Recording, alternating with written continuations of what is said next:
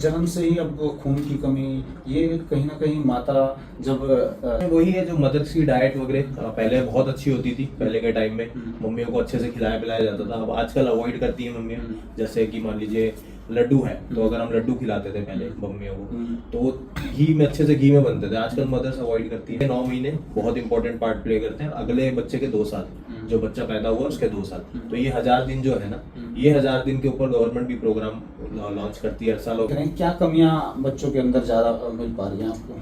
Main तो ये है कि अभी आजकल जो खाना हो गया है कि खाना बहुत पौष्टिक नहीं मिलता, तो वजन नहीं बढ़ रहा बच्चों का, हाइट नहीं बढ़ रही बच्चों की। ये कॉमन सिम्टम्स हैं काफी ज्यादा। खून की भी कमी काफी रहती है बच्चों में। तो वो यही है कि अच्छा खाना नहीं मिल रहा। जब पहले फ्रूट्स एंड वेजिटेबल्स अच्छे खाते थे तो बच्चों का आयरन बना रहता था। अब वो चीज फास्ट फूड्स पे कन्वर्ट हो गई है, तो आयरन नहीं मिल पाता उसमें।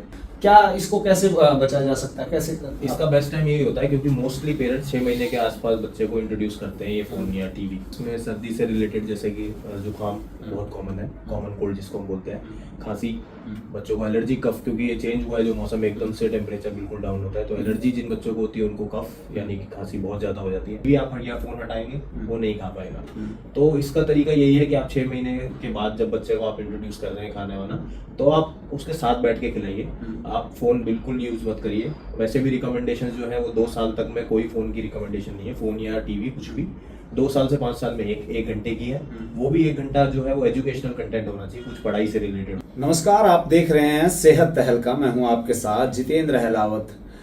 अब बदलता मौसम है, सर्दी का मौसम आ गया है, तो ऐसे में पेरेंट्स जो होते हैं बच्चों को लेकर के काफ़ी सजग रहते हैं। और सर्दी के बढ़ते जहां लगातार बच्चों में कहीं ना कहीं वो चाहे कुछ लापरवाही लगा लीजिए या कुछ इस तरीके से बच्चों में कुछ ना कुछ बीमारियां आती हैं, और उसको लेकर पेरेंट्स की हर समय चैनल्स के माध्यम भी, ईमेल के माध्यम से हमारे पास आते हैं कि इस तरीके की जो है आप इंटरव्यू लेकर के आएँ, ताकि हमें पता चले हम किस तरीके से अपने बच्चों को बीमारियों से बचा सकते हैं। तो इसी कड़ी में आज हम पहुंचे हैं अगरसेन हॉस्पिटल, सिग्नस हॉस्पिटल जिसे कहा जाता है, और वहां पर हमारी मुलाकात होती है डॉक्टर शशांक बंसल जी से, जो कि शिशु एवं बाल रोग विशेषज्ञ हैं। उनसे जानेंगे आखिर इस बदलते मौसम में किस तरीके की सावधानी बरतनी चाहिए और इस मौसम में कैसी बीमारियां जो है बच्चे को जकड़ लेती हैं, उनके बारे में जानने का प्रयास करेंगे। सबसे पहले सेहत तहलका में आपका स्वागत है डॉक्टर साहब। धन्यवाद जी। अच्छा डॉक्टर साहब, बदलता मौसम है और पेरेंट्स की ये कहीं ना कहीं ये इच्छा और जिज्ञासा रहती है कि कैसे बदलते मौसम में बच्चों के सुरक्षित रखा जाए, बीमारियां ना पकड़े। तो उसको लेकर सबसे पहली बात कि इस मौसम में किस तरीके की बीमारियां होने का खतरा रहता है बच्चों को, उसके बारे में थोड़ा सा बताएं। सर्दी का मौसम है तो मोस्टली इसमें सर्दी से रिलेटेड जैसे कि जुकाम बहुत कॉमन है, कॉमन कोल्ड जिसको हम बोलते हैं, खांसी, बच्चों को एलर्जी, कफ, क्योंकि ये चेंज हुआ है जो मौसम एकदम से टेम्परेचर बिल्कुल डाउन होता है, तो एलर्जी जिन बच्चों को होती है उनको कफ यानी कि खांसी बहुत ज़्यादा हो जाती है। दूसरा निमोनिया, अगर यही चीज़ दोनों चीज़ आगे बढ़ जाए तो निमोनिया में कन्वर्ट हो सकती है। बाकी और कोई बीमारियां तो बुखार आ सकता है, क्योंकि ठंड है इतनी ज़्यादा, एंड बच्चे का अगर कवरिंग अच्छा नहीं है, बच्चे को अच्छे से कपड़े नहीं पहनाए हुए, तो बुखार की शक्यता हो सकती है। तो ये सब बीमारियां हो सकती है। बिल्कुल, पेरेंट्स ये रहता है कि खांसी जुकाम हो जाता है तो बहुत चिंतित हो जाते हैं, क्योंकि बच्चों को लेकर के हर कोई चिंतित रहता ही है। तो ऐसे में उसको कैसे बचाया जा सकता है, क्योंकि आजकल तो पानीपत के अंदर की मान ली जाए तो AQI की बात करें तो बहुत ज़्यादा, यहाँ पर आप ग्रेफ 4 के अंदर भी हम रहे हैं, तो ऐसे में बहुत सारी दिक्कतों का सामना करना पड़ता है। कैसे बचाएं? एक तो ये है कि आप घर पे एयर प्यूरीफायर यूज कर सकते हैं, जो एयर प्यूरीफायर आते हैं, तो एयर क्वालिटी इंडेक्स को कंट्रोल कर सकते हैं घर पे। बट क्या है कि बच्चों को ऑब्वियसली बाहर जाना है, स्कूल जाना है, ये सबसे तो नहीं रोक सकते, तो एटलीस्ट बच्चों को कवर करके रखें। हम लोग जनरली बोलते हैं कि जो जितना कपड़े हम पहनते हैं उससे 1 लेयर ज्यादा बच्चों को पहनाना होता है। तो जैसे मान लीजिए हमने एक शर्ट पहनी, एक स्वेटर पहना, तो बच्चे को मोस्टली आप एक इनर भी डाल सकते हैं एक्स्ट्रा, तो 1 लेयर हमेशा एक्स्ट्रा बनाइए बच्चे को, तो उसकी कवरी रहेगी। बैलेंस डाइट बहुत ज़रूरी है, खाने में बिल्कुल आप बैलेंस रखिए, हर चीज़, प्रोटीन, कार्बोहाइड्रेट्स, ये सब फैट्स, एंड ये आप जब पूरा बच्चे को देंगे हर चीज़ से, तो बच्चा की इम्यूनिटी काफ़ी अच्छी रहती है, तो इसमें आपको प्रॉब्लम नहीं आएगी।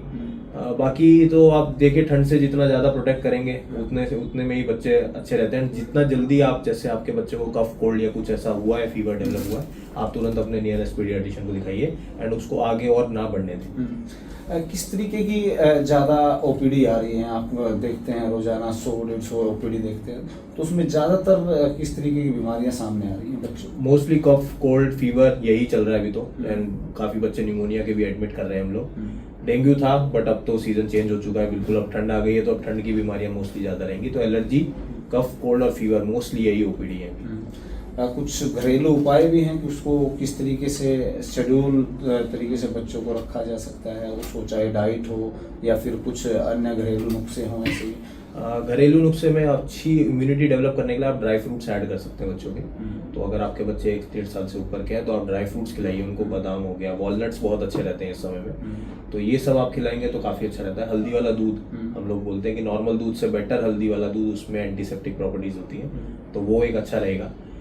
बाकी जनरल खाना जो आप घर पे बनाते हैं वो सभी अच्छा होता है। Seasonal fruits, seasonal vegetable, seasonal fruits जो आते हैं वो बहुत बढ़िया रहते हैं। आप बाहर की चीज़ें अवॉइड करिए अभी ठंड के मौसम में, क्योंकि वो अच्छे से प्रोसेस नहीं हो पाती, एंड कैंड फूड्स भी अवॉइड करिए। घर का खाना खिलाएंगे तो कोई प्रॉब्लम नहीं आएगी बच्चे को। बिल्कुल। बहुत सारे ऐसा है कि बच्चों जन्म से ही अब खून की कमी, ये कहीं ना कहीं माता जब लेडीज़ प्रेग्नेंट होती है तो उसको लेकर के उसको डाइट प्रॉपर नहीं मिल पाती, बहुत सारी कमियां मिलती हैं आजकल बच्चों में, वो इम्यूनिटी पावर शुरू से ही नहीं मिल पाती, हालांकि बच्चे के अंदर होनी चाहिए बहुत ज़्यादा, तो वो क्यों नहीं बन पा रही है? इसका मुख्य कारण क्या लग रहा है आपको? इसमें वही है जो मदर्स की डाइट वगैरह पहले बहुत अच्छी होती थी, पहले के टाइम में मम्मियों को अच्छे से खिलाया पिलाया जाता था। अब आजकल अवॉइड करती हैं मम्मियाँ। जैसे कि मान लीजिए लड्डू है तो अगर हम लड्डू खिलाते थे पहले मम्मियों को तो वो घी में, अच्छे से घी में बनते थे, आजकल मदर्स अवॉइड करती हैं कि नहीं भाई मोटे हो जाएंगे, ज़्यादा मोटे हो जाएंगे, तो ये सब चीज़ें हैं। बट क्या है, इसके लिए गवर्नमेंट भी प्रोग्राम लॉन्च करती है, 1000 डेज प्रोग्राम बोलते हैं, कि उसमें मम्मी के 9 महीने बहुत इंपॉर्टेंट पार्ट प्ले करते हैं, और अगले बच्चे के 2 साल, जो बच्चा पैदा हुआ उसके 2 साल, तो ये 1000 दिन जो है ना, ये 1000 दिन के ऊपर गवर्नमेंट भी प्रोग्राम लॉन्च करती है हर साल, और उन्हीं पे फोकस करती है, जिससे कि जब मम्मी के 9 महीने अच्छे होंगे तो बच्चा जो निकलेगा वो हेल्दी होगा, और बच्चा जो हेल्दी होगा वो उसके अगले 2 साल अगर हेल्दी होंगे तो उसकी ज़िंदगी अच्छी निकलती है। तो पहले 2 साल में जो ब्रेन ग्रोथ होनी होती है वो हो जाती है, तो पहले 2 साल में जितना आपने अच्छे से खिलाया तो ये सब चीज़ें उसको होने की शक्यता बहुत कम हो जाती है। तो इसलिए मम्मी की डाइट बहुत इंपॉर्टेंट है पहले 9 महीने में। 1 और 2 साल का जो बच्चा होता है, शुरुआती दौर होता है, उसको बहुत सेंसिटिव तरीके से रखते भी हैं, तो क्या आजकल जो देख रहे हैं क्या कमियां बच्चों के अंदर ज़्यादा मिल पा रही हैं आपको? मेन तो ये है कि अभी आजकल जो खाना हो गया है कि खाना बहुत पौष्टिक नहीं मिलता, तो वजन नहीं बढ़ रहा बच्चों का, हाइट नहीं बढ़ रही बच्चों की, ये कॉमन सिम्टम्स है काफ़ी ज़्यादा। खून की भी कमी काफ़ी रहती है बच्चों में, तो वो यही है कि अच्छा खाना नहीं मिल रहा। जब पहले फ्रूट्स एंड वेजिटेबल्स अच्छे खाते थे तो बच्चों का आयरन बना रहता था, अब वो चीज़ फास्ट फूड्स पे कन्वर्ट हो गई है, तो वो आयरन नहीं मिल पाता उसमें। एंड कंटिन्यूस जो बच्चे दूध पे रहते हैं, जो खाना नहीं खाते हैं, जैसे कई मम्मियों की कंप्लेंट रहती है कि सर दूध ही पीता है, तो हम दूध ही पिलाते रहते हैं कि चलो कुछ तो जा रहा है, बट उस दूध से कॉन्स्टिपेशन भी होता है, एंड दूसरा दूध में आयरन नहीं होता जो काऊ का मिल्क होता है, तो उसको बच्चे को आयरन मिलता ही नहीं, तो इसलिए आयरन डेफिशिएंसी एनीमिया होती है। एंड तीसरी चीज, जैसे आजकल स्क्रीन टाइम का बहुत बड़ा प्रॉब्लम है, बच्चे फोन देखते हैं, बिल्कुल, तो वो प्रॉब्लम बच्चों की नहीं है, प्रॉब्लम हमारी है कि हमने 6 महीने में उसको इंट्रोड्यूस किया है, तो हमने जब वो बच्चा नहीं खा रहा था तो हमने वो इंट्रोड्यूस करके दिया कि अक्सर होता है कि ये खाना नहीं खा रहा, इसको देख करके खा लीजिएगा, ये बहुत ज्यादा कॉमन प्रॉब्लम है, हर पेरेंट्स के यहाँ मिलेगी आपको। क्या इसको कैसे बचाया जा सकता है, कैसे? इसका बेस्ट टाइम यही होता है, क्योंकि मोस्टली पेरेंट्स 6 महीने के आसपास बच्चे को इंट्रोड्यूस करते हैं ये फोन या टीवी। क्यों? क्योंकि 6 महीने पे हम खाना चालू करते हैं, बच्चा कुछ खाता नहीं है, हम सोचते हैं चलो उसको कुछ दिखा देते हैं और वो देखेगा तो फिर शायद कुछ खा लेगा, बट वो जो चीज जब भी वो खा रहा है उसका कभी उसको न्यूट्रिशन नहीं मिलने वाला। क्यों? क्योंकि उसको पता ही नहीं हो क्या खा रहा है, वो सिर्फ खा रहा है, आप उसको कुछ भी खिला दोगे उसमें खा लेगा, और टीवी आप या फोन हटाएंगे वो नहीं खा पाएगा। तो इसका तरीका यही है कि आप 6 महीने के बाद जब बच्चे को आप इंट्रोड्यूस कर रहे हैं खाने वाना, तो आप उसके साथ बैठ के खिलाइए, आप फोन बिल्कुल यूज मत करिए। वैसे भी रिकमेंडेशंस जो है वो 2 साल तक में कोई फोन की रिकमेंडेशन नहीं है, फोन या टीवी कुछ भी 2 साल से 5 साल में एक घंटे की है, वो भी 1 घंटा जो है वो एजुकेशनल कंटेंट होना चाहिए, कुछ पढ़ाई से रिलेटेड होना चाहिए, एंड 5 साल से ऊपर पे 1.5 घंटे की परमिशन है। तो इसमें यही तरीका है कि आप 6 महीने पे जो आप इंट्रोड्यूस कर रहे हैं वो अवॉइड करिए, आप भी कम देखिए, बच्चे को भी कम दिखाइए, एंड डाइनिंग टेबल हो गया, सोने से पहले हो गया, वहां पे टीवीज और फोन्स का बिल्कुल इस्तेमाल मत करिए। आजकल तो लगाते उस जगह पे हैं क्या। तो यही होता है कि इसमें डाइनिंग रूम में जहाँ बस सब खा रहे हैं टेबल पे, तो सब कोई फोन यूज नहीं करेगा। ऐसा नहीं कि आप कर रहे हैं बच्चा नहीं कर रहा है, तो वो आप नहीं असर पड़ेगा उसको। बिल्कुल। तो आप जैसा करेंगे, आप रोल मॉडल बच्चे के बनेंगे, तो आप नहीं यूज करेंगे तो बच्चा भी नहीं करेगा। एंड सोने से पहले बेडरूम में जो आधा एक घंटा हम बैठते हैं, सोने से एकदम से तो नींद नहीं आती, उस टाइम पे भी फोन या टीवी का नहीं यूज करना चाहिए, तो बहुत अच्छी नींद में फर्क आता है बच्चों को। क्या उन पेरेंट्स को क्या कुछ कहेंगे जो कहीं ना कहीं इस बात को लेकर के भी घबराते हैं कि बदलते मौसम में बीमारी हो जाती है, दौड़ करके जाते हैं, तो ये बहुत गंभीर है या इसको घर पर भी इस तरीके से कहीं ना कहीं देख रेख की जा सकती है घरेलू नुस्खे से? खांसी जुकाम जैसे खांसी जुकाम है, आप घरेलू नुस्खे यूज कर सकते हैं, जैसे हल्दी का दूध हो गया, आप विक्स लगा सकते हैं जैसे, और भी चीज़ें सुंघाते हैं, जैसे गर्म चीज़ें जो होती हैं थोड़ी सी, कई लोग जूते सॉक्स में लहसुन रख देते हैं या प्याज रख देते हैं क्योंकि वो गर्म होती है। ठीक है, जब तक मैनेजेबल है, आपको लगता है बहुत ज़्यादा कंफर्टेबल, मतलब बच्चे का पूरे दिन की लाइफ हैम्पर नहीं हो रही है और वो अपने नॉर्मल एक्टिविटीज़ कर पा रहा है, तब तक आप घर पे मैनेज करिए।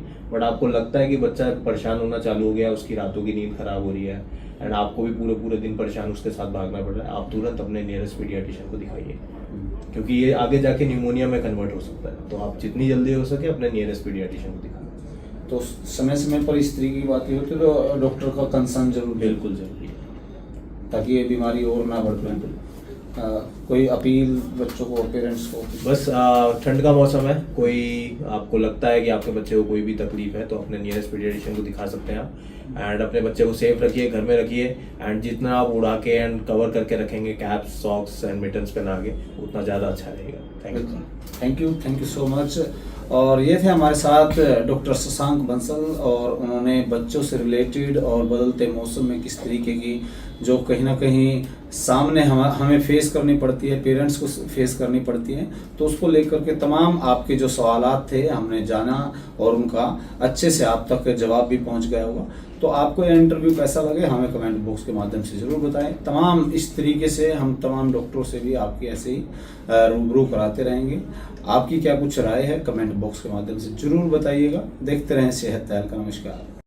सिग्नस महाराजा अग्रसेन हॉस्पिटल पानीपत नवजात शिशुओं के लिए NICU की सुविधा उपलब्ध है। बच्चों की सभी बीमारियां जैसे दमा, खांसी, नजला, उल्टी, दस्त, बुखार, निमोनिया, बच्चों में शुगर व पीलिया आदि का इलाज किया जाता है। आज ही विजिट करें सिग्नस महाराजा अग्रसेन हॉस्पिटल पानीपत।